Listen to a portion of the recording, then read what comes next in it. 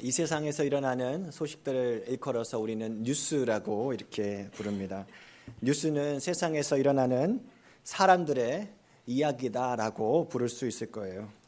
제가 어린 시절에는 우리 어른들이 뉴스를 볼 때 뉴스 꼭 8시 뉴스, 9시 뉴스를 꼭 맞춰서 보는 걸 보면서 도대체 저렇게 재미없는 뉴스를 왜 보는가 이렇게 생각했거든요. 보통 뉴스를 보는데 가만히 보지 않더라고요. 뉴스를 보면서 막 화를 내고 막 욕을 할 때도 있고 뭐 혼자서 막 중얼중얼 막 이렇게 되기도 하는 것들을 제가 보았습니다. 이 뉴스라고 하는 것이 사실 나랑 가까운 사람들에게 일어나는 소식들일 경우에는요, 그냥 간단하게만 볼 수 없다라는 것이 우리에게 더 큰 의미로 다가오지 않습니까? 지난 금요일 저녁에 부시 전 대통령이 무려 94세 일기로 세상을 마쳤다라는 뉴스가 있었는데, 만약에 저희가 한국에 사는 사람들이었더라면 이 뉴스는, 이 소식은 어떤 큰 의미를 주지는 못했을 거예요. 그런데 미국에 사는 우리들은 어떻습니까? 각 언론 매체들을 통해서 내가 꼭 뉴스를 듣지 않아도 여기저기에서 만나는 사람들마다 그분의 이야기 좀 들었어? 하면서 하는 거를 들었습니다. 이분이 어떤 분입니까? 저도 그래서 좀 알아봤어요. 탈냉전을 종식시킨 대단한 인물이다. 노블레스 오블리주를 실천한 사람이다. 18세의 나이로 2차 세계대전에 참전해서 최연소 대지뢰 전폭기를 몰고, 대잠수함이군요. 잠수함 전폭기를 몰고 일본하고 전쟁하다가 추락했다가 기적적으로 살아났던 전쟁 영웅이다. 부통령의 편안한 자리를 뒤로 하고 엘살바도르 정글에 들어가 가지고 비밀 작전을 수행한 진정한 애국자라고 하는 영웅담, 온갖 미담이 쏟아지는 것을 듣게 되었습니다. 여러분, 그분의 이야기가 어떻게 다가오시던가요? 지금 들으셨을 때 어떻게 느껴지세요? 어쩌면요, 우리 대부분은요, 이분 미국의 41대 대통령 참 존경할 만한 인물이지, 그 정도, 그 이상도 아닌 그러한 의미로 다가올지 모르겠습니다. 그런데 만약에 우리가 부시 대통령의 가족이라면 그분의 사망 소식은 어땠을까요? 우리와는 아마 전혀 반응이 다르지 않았겠습니까? 왜 그렇습니까? 가깝기 때문에. 남의 이야기가 아니라 나의 이야기가 되는 것입니다. 나와 가까울수록 누군가의 소식, 누군가의 그 이야기들은요, 나에게 더 큰 의미로 다가오는 법입니다. 우리 가족에 관한 소식은요, 남의 이야기가 될 수 없는 거예요. 우리 교우들도 마찬가지 아닙니까? 성도 가운데 또 얼마 전에 우리 암으로 또 암이 걸린 것 같아 가지고 걱정하면서 병원에 조직 검사를 받아야 된다라는 이야기를, 그 소식을 들었을 때 목사인 제 마음은 어떻습니까? 그 소식은요, 그냥 남의 이야기가 될 수 없는 거예요. 그래서 함께 기도합니다. 그리고 정말 언제 검사 결과가 나온다라는 얘기 듣고 달력을 보면서 그 날짜에 그 검사 결과가 나온다고 했지, 내 신경이 거기 써 있는 거예요. 그러면서 그 날짜가 다가오는데 먼저 가서 물어보죠. 근데 결과가 어떻게 됐습니까? 다행히 암이 아니었습니다. 라고 얘기 들었을 때 제 안에 어땠을까요? 그렇군요. 아니에요. 너무너무 기쁜 거예요. 그 심정 우리 잘 알잖아요. 또 교우들 가운데 수술한다는 소식을 들으면 어떻습니까? 어떻게 하는가. 마음이 철렁하고 또 걱정하고 다들 기도하지 않습니까? 그런데 또 수술이 잘 되었다라는 소식을 들었으면 어떻습니까? 함께 기뻐하는 거예요. 역시 우리 하나님께서 또 지켜주셨구나. 왜 그렇습니까? 우리는 신앙 가족이기 때문에 그렇다라는 거예요. 가까운 사이이기 때문에 그렇습니다. 내년부터 저희가 시작하는 라이프 그룹 소그룹 모임에서 이렇게 우리 서로가 살아가는 이야기들이 나누어졌으면 정말 좋겠습니다. 여러분, 신앙생활 하시면서 이런 느낌 받으신 적 없으세요? 왠지 신앙생활 나 혼자 하는 것 같아. 우리 교회에 보통 한 100명 정도 출석을 하시는데요. 사람이 이렇게 많아도 내 속사정을 시원하게 이야기 나눌 수 있을 만한 그 한 사람이 없어. 그런 마음 느낀 적 없으세요? 교회 다니는데 공동체라고 하는데 외로운 거예요. 여러분, 이것은요, 교회가 크고 작고의 문제가 아닌 거예요. 내 이야기를 털어놓고 함께 기도 부탁할 그 사람이 별로 없는 거예요.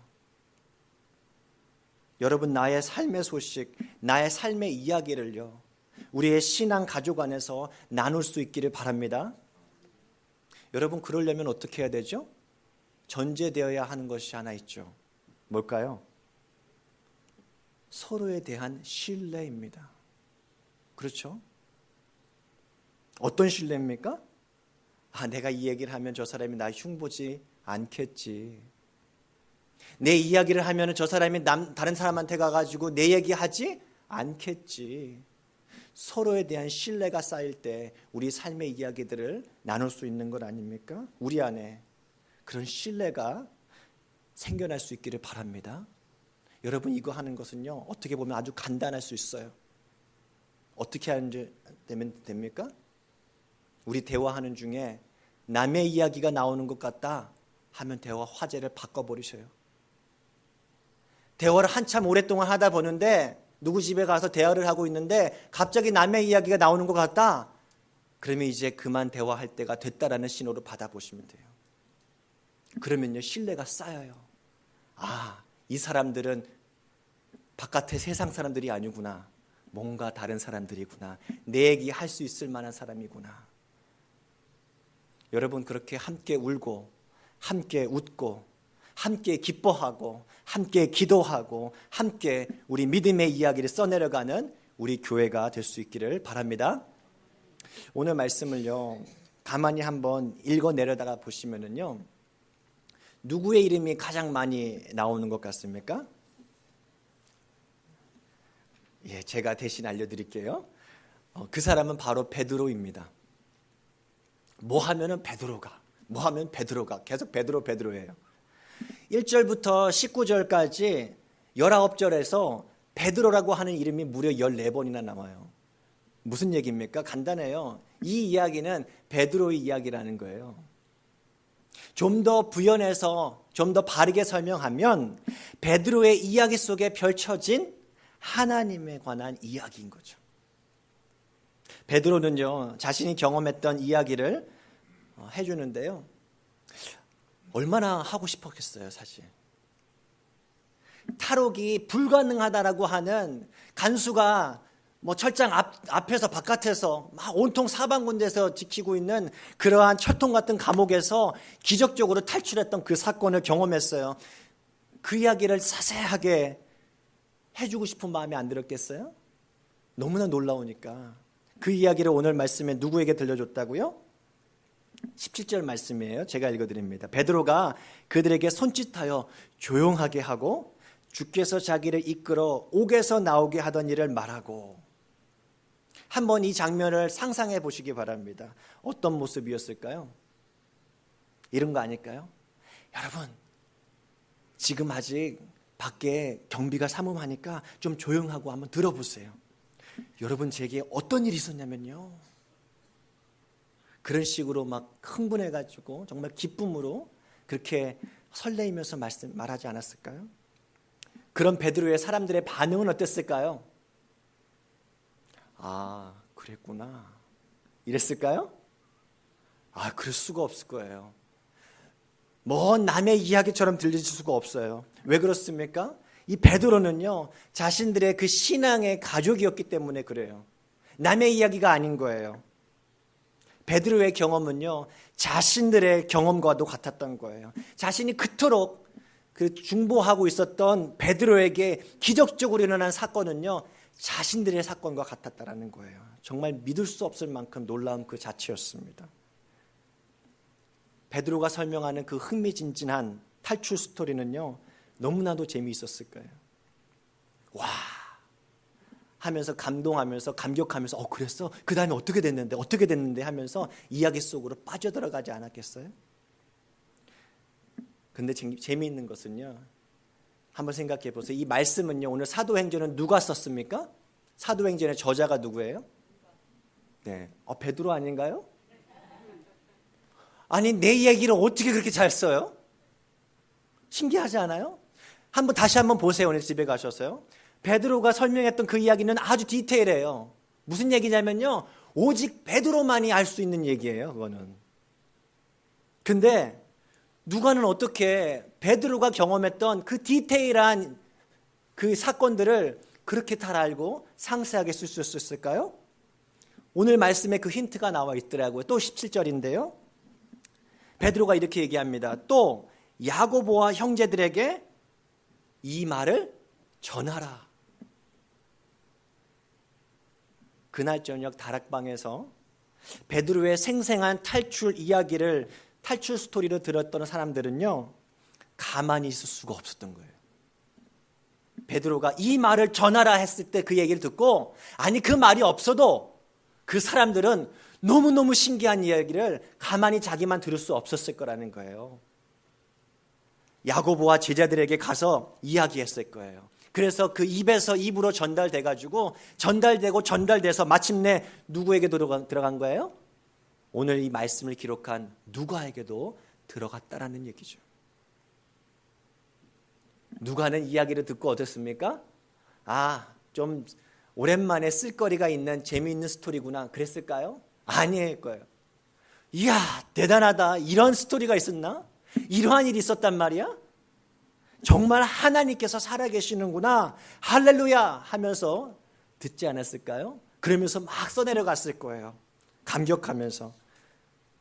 그런데 한번 생각해 봤어요. 누가는 왜 이렇게 글로 적었을까? 저는 그 힌트가 여기에 있다고 봐요. 이 말을 전하라. 즉 베드로가 경험했던 그 하나님을 오늘 이 시간 우리들도 한번 들어보라는 거예요. 이해가 되시나요? 여러분, 이 이야기를 들으면서 혹시 어떤 마음이 드시던가요? 아니 그거 마치 소설 속에서 나오는, 전설에서 나오는, 그냥 동화 속에 나오는 이야기처럼 혹시 받아들여지세요? 여러분, 분명한 사실은요, 잘 들어보세요.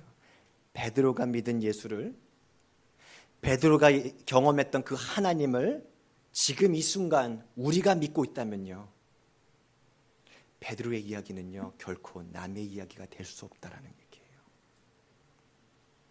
이 이야기는요 베드로만의 이야기가 아니라 우리들의 이야기이기 때문에 그렇습니다. 베드로는 왜 자신을 위해서 기도하는 신앙 가족들에게 자신이 경험했던 놀라운 하나님의 기적 사건을 이야기했을까? 이에 대해서 박윤선 목사님께서 이렇게 세 가지로 이야기하는 것을 제가 읽어본 적이 있습니다. 첫 번째, 자신에게 베풀어 주신 하나님의 은혜를 함께 감사하기 위해서 자기의 이야기를 나눴다라는 거예요. 두 번째, 자신의 그 경험, 체험, 간증을 듣는 그 사람들의 믿음을 굳건하게 하기 위해서 자신의 그 이야기를 해줬다라는 거죠. 세 번째, 당시 야고보의 순교 등 여러 그 박해받고 있던 초대교회를 이렇게 정말 하나님께서 살아계심을 자기의 이야기를 통해서, 자기가 경험했던 그 사건을 통해서 들려줌으로써 그들을 위로해 주기 위해서라는 거예요. 여러분, 맞지 않습니까? 도저히 빠져나올 수 없는, 그래서 자신의 힘으로는 아무것도 할 수 없는, 자포자기할 수밖에 없는 그 상황, 사방이 꽉 막힌 감옥에서 베드로를 구원해 주신 하나님을요, 오늘 이 시간 우리가 믿는다면요, 혹 남모르게 힘들어할지 모르고, 남모르게 우리가 아파할지 모르고, 내 힘으로는 도대체 이 상황을 타개할 수 없는 그 절망 가운데 있는 우리들도 베드로를 구원해 주신 하나님께서는 반드시 구원해 주실 것이라는 소망을 갖게 될 거라는 거예요. 여러분, 그 사건을 믿으십니까? 여러분, 그래서 우리도 이 말을 전해야 하는 거예요. 오늘 이 시간 대강절 첫째 주일에 이 말씀을 전할 수 있는 것, 이 말을 선포하는 이유는 다름 아니에요. 이 말 속에, 이 이야기 속에 우리의 소망이 있기 때문에 그렇다라는 거예요. 라이프 그룹에서 앞으로 모이실 때마다 동료 믿음의 사람들과 그냥 캐주얼하게 그냥 가볍게 이야기할 때에도 나만 알고 있는 나만의 그 삶의 이야기, 하나님께서 역사해 주신 그 이야기가 풍성하게 나누어질 수 있기를 바랍니다. 혹 우리 가운데, 우리가 고난 가운데, 괴로워하는 가운데서도 예수님 때문에 이겨냈습니다. 예수님 붙잡으며 살아갑니다. 그러한 고백의 말을 들을 때 우리의 이야기를 듣는 분들이 위로를 받고 일어나게 되는 거예요. 제가 그 채플린 인턴하면서 병원 신방을 하면서 병원 방마다 중환자들을 이렇게 방문하면서 온몸이 붕대로 감겨져 있는 그 환자들을 보면서 위로해 주기로 들어갔다가 그분들에게 제가 물어봤다고요. Where is God? 하나님이 어디 있다고 생각하세요? 그분들 쉬지도 않고 대답하세요. 하나님 is right beside me. God is here. 여러분, 그 말을 듣는 제가 위로받는 거예요. 나 힘든 줄 알았는데, 나만 이렇게 고생하는 줄 알았는데 아니구나. 아니, 그렇게 어려운 가운데서도 하나님께서 함께 하심을 믿는 그 믿음의 고백 때문에 그 믿음의 고백을 듣는 내가 위로를 받는 거예요. 내가 받은 놀라운 하나님의 은혜, 정말 이것은 하나님께서만 하셨다라고 밖에 할 수 없는 그 고백할 수 있는 그 기적의 사건들 때문에 같은 믿음의 식구들이 함께 감사하면서 서로 은혜 받고 믿음이 굳건해지는 것입니다. 여러분, 우리 이 공동체가 필요해요.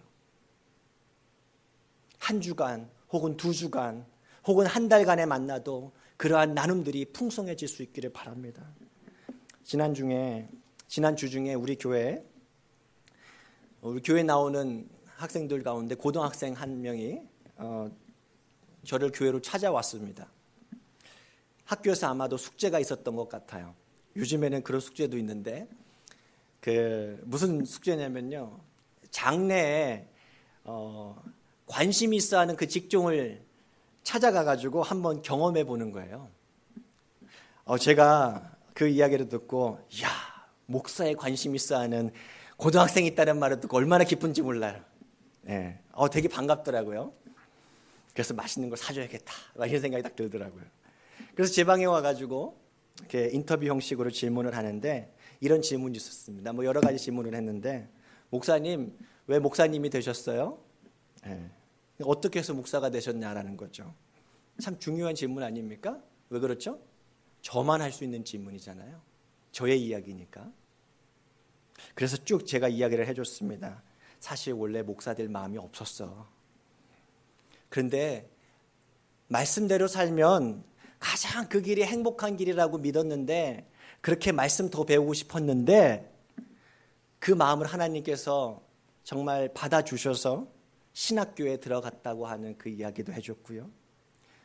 여전히 부족한 게 많은데 그런 하나님께서 저를 불쌍해 주셔서 정말 대학 시절 바람대로 이렇게 13년이 지난 지금 말씀을 보고 말씀을 전하면서 이렇게 먹고 살 수 있도록 해주셨다라고 하는 그 놀라운 이야기도 제가 해줬고요.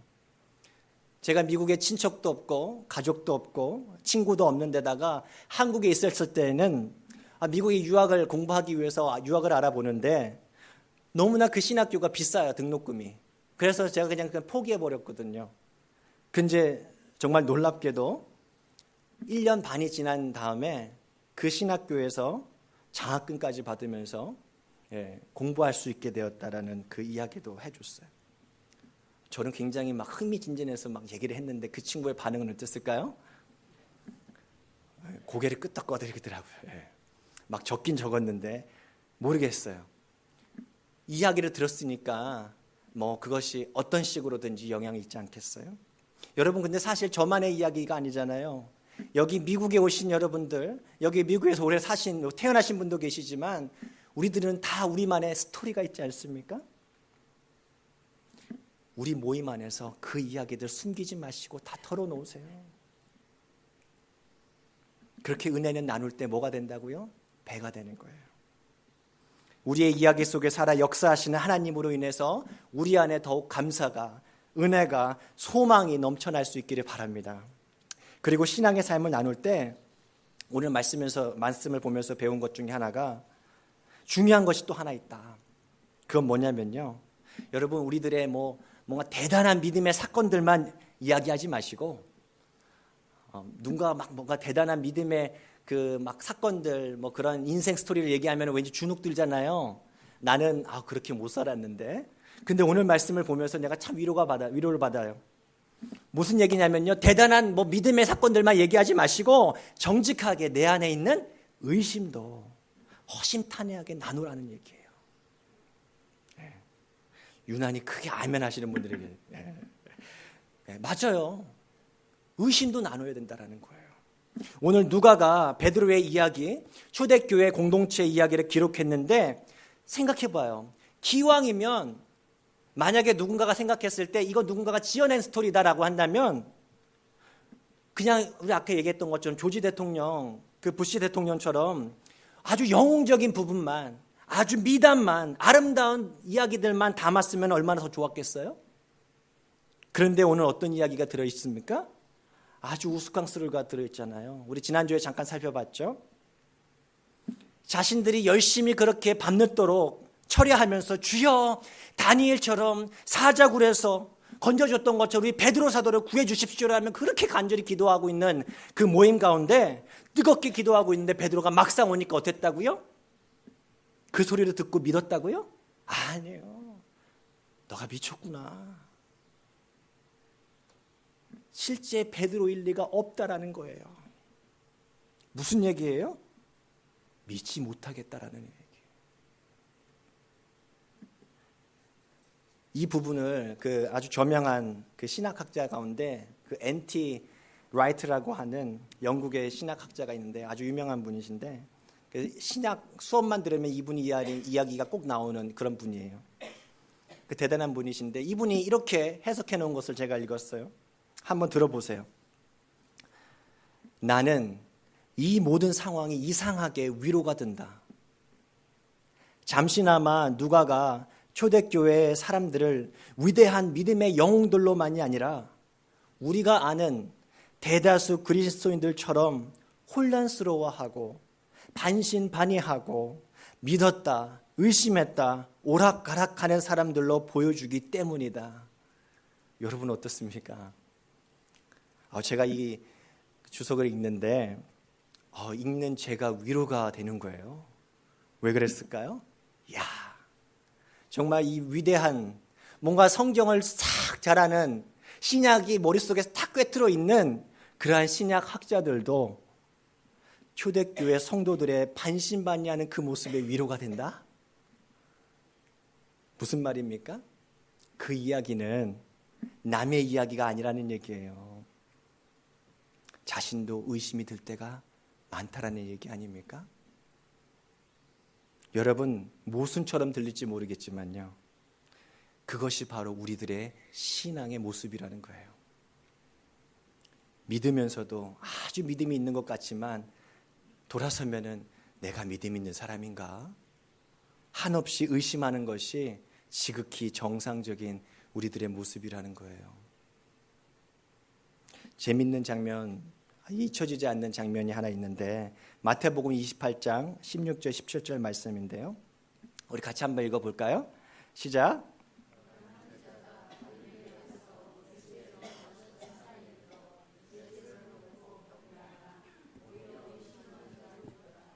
네, 여러분 이상하지 않아요? 이 장면이? 이 본문을 가지고 설교하셨던 제가 신학교 다녔을 때 저희 신약학 교수님인데 그 채플 시간에 설교를 했는데 이 본문이에요. 제목이 뭔지 아세요? 설교 제목이 Worshipping Doubter. 무슨 의미인지 아세요? 예배하는 의심자. 다시 말하면은 의심하면서 예배하는 사람이라는 의미예요.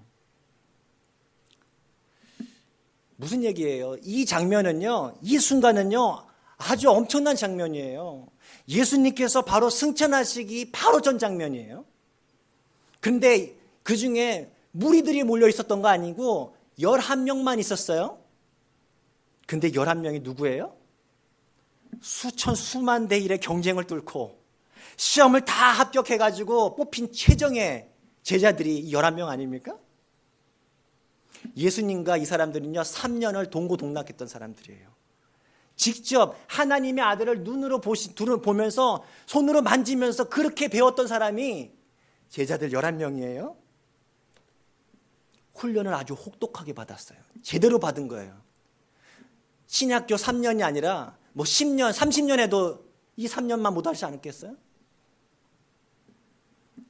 예수님께서 십자가 지실 때 도망쳐 봐오기도 했던 사람들이었어요. 배신도 해봤던 제자들이었어요.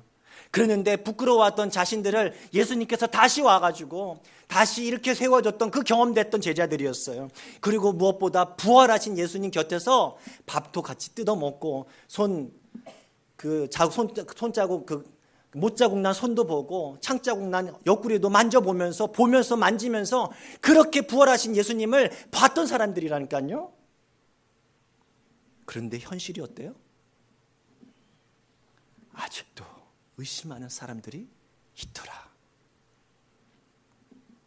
여러분, 예수님의 최정의 제자들, 그들도 상황이 저 정도였다면 우리들의 믿음 내세울 수 있을까요?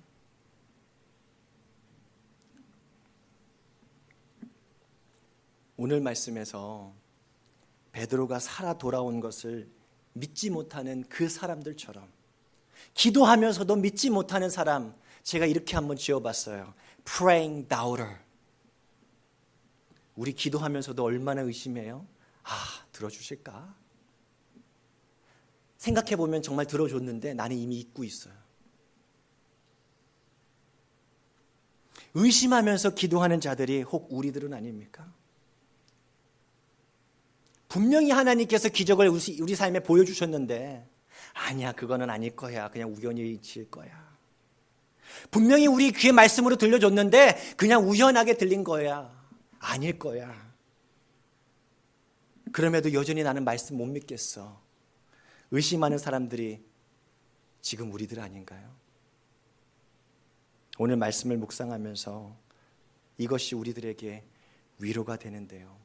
왜 그럴까요? Worshiping doubter, praying doubter. 그렇게 작은 믿음, 연약한 믿음, 겨자씨만한 그 믿음보다도 작은 그 믿음을 가진 사람들의 기도를 하나님께서 어떻게 합니까? 들어주셨다라는 사실이에요. 그것에 우리가 위로를 받는 거예요. 여러분, 한글 성경은요, 우리가 읽고 있는 이 사도행전 이 책의 제목을 원어에 맞춰서 그 Book of Apostle, 사도행전이라고 이렇게 기록해 놓는데요. 사도들이 행한 이야기다라는 얘기잖아요. 근데 영어는 어떻죠? 그냥? 영어는 그냥 Acts예요. 그냥 Book of Acts. 저는 근데 이게 더 마음에 들어요. 왜 그러냐면 사실 사도행전에 나타나는 이야기들은요, 사도들의 이야기라고 할 수가 없어요. 그렇죠? 물론 그들이 살았지만 중요한 것은 사도들이 어떤 사람이었어요. 뭔가 대단한 사람이었으면 뭐 사도행전이라고 할 만해요. 사도 베드로만 오늘 말씀에서 보세요. 감옥에 갇히면 아무것도 할 수 없어요. 사도행전 5장에서 나오잖아요. 사람들에게 그냥 감옥에 갇히면 누가 빼줍니까? 자기가 스스로 해서 나옵니까? 정치적인 책략을 잘해서 말을 잘해가지고 인맥이 좋아갖고 나옵니까? 아니에요. 하나님께서 기적적으로 꺼내주잖아요. 기도 응답에 확신이 없는 의심하는 사람들, 그들의 기도를 누가 응답해 주십니까? 하나님이 응답해 주셔요. 이 책은요, 너무나 무기력하고 너무나 의심하는 그 사도들의 행전이 아니고요, 그들 안에서, 작은 자 안에서, 연약한 자 안에서 살아 역사하시는 능력의 성령 하나님, 성령 행전이라는 거예요. 그런데 더 중요한 것은요, 이 성령 행전은요, 2000년이 지난 지금 이 시간에도 우리의 삶을 통해서 진행형이라는 사실입니다. 누구를 통해서요? 여러분과 저를 통해서. 우리들 열심히 신앙생활한다고 하시잖아요. 열심히 노력하잖아요, 사실. 근데 생각해 보세요. 우리 조금만 생각해보면 어떻습니까? 아니, 제가 말씀을 준비하면서 남 얘기할 거 없고요. 제가 아까 솔직히 고백도 했지만 저같이 부족한 사람이 이 자리에 서 있는 것 자체가 하나님의 놀라운 능력 아닙니까? 생각해보면 우리는요, 별별일 능력이 별로 없어요. 뭔가 하나님을 위해서 열심히 살겠다, 그렇게 뭔가 고백하면서 인생을 계획표를 짜보지만 내가 할 수 있는 게 별로 없어요. 생각해보세요. 우리는요, 조금만 누가 상처 주면요, 쉽게 상처받아요. 열심히 오늘은 열심히 뜨겁게 내다가 상처 한번 받으면요, 그냥 스탑이에요. 다 내려놓습니다. 그게 우리라는 얘기예요. 쉽게 번아웃 돼요. 열심히 노력해서 열심히 다짐하고 일해보지만, 열심히 일을 많이 벌려봤지만 어느 순간인가 나 힘들어서 못하겠습니다. 그게 바로 우리라는 거예요. 그것만이 아니에요. 우리 얼마나 많이 의심하냐고요. 그런데 그러한 우리들을 통해서 동일한 성령님께서 성령 행전을 써내려가는 것, 그것이 바로 우리들에게 소망이 되는 줄로 믿습니다. 우리 모든 사람은요, 그래서 우리가 원하든 원하지 않든지 삶의 이야기를 써내려가고 있는 작가들인 것 같아요. 우리들이 삶으로 쓰고 있어요. 우리는 아마 글로 쓰시는 분도 계시지 모르겠지만 우리 대부분은 삶으로 쓰고 있지 않습니까? 또 무슨 얘기냐면은 우리들이 써내려간 그 삶의 이야기는요, 반드시 그 이야기 속에 메시지가 담겨 있기 마련이라는 거예요. 어떻게 살았는가? 그 이야기의 주제가 뭔가? 저 인생의 강인호란 사람의 인생의 주제는 뭔가? 메시지가 담겨 있기 마련이라는 거예요. 오늘 베드로는요, 이 말을 전하라, 그렇게 얘기합니다. 이 말 무슨 얘기죠? 자기와 같이 별 볼 일 없는 사람이, 자신의 썼던 그 삶의 이야기를 들었던 사람들이 이 말을 들을 때 어떠한 메시지를 받을까요? 와, 저런 사람도 하나님 앞에서 쓰임받았구나. 감사가 있을 거고요. 믿음의 메시지가 있을 거고요. 정말 하나님의 능력의 메시지가 있고요. 하나님의 놀라운 구원의 메시지가 그 인생의 삶 속에 쓰여진 이야기 속에 있었던 메시지 아닐까요? 그런데요, 오늘 베드로와 대비되는 인물이 한 명 있잖아요. 누구예요? 헤롯이라고 하는 그 왕, 당시 유대 왕.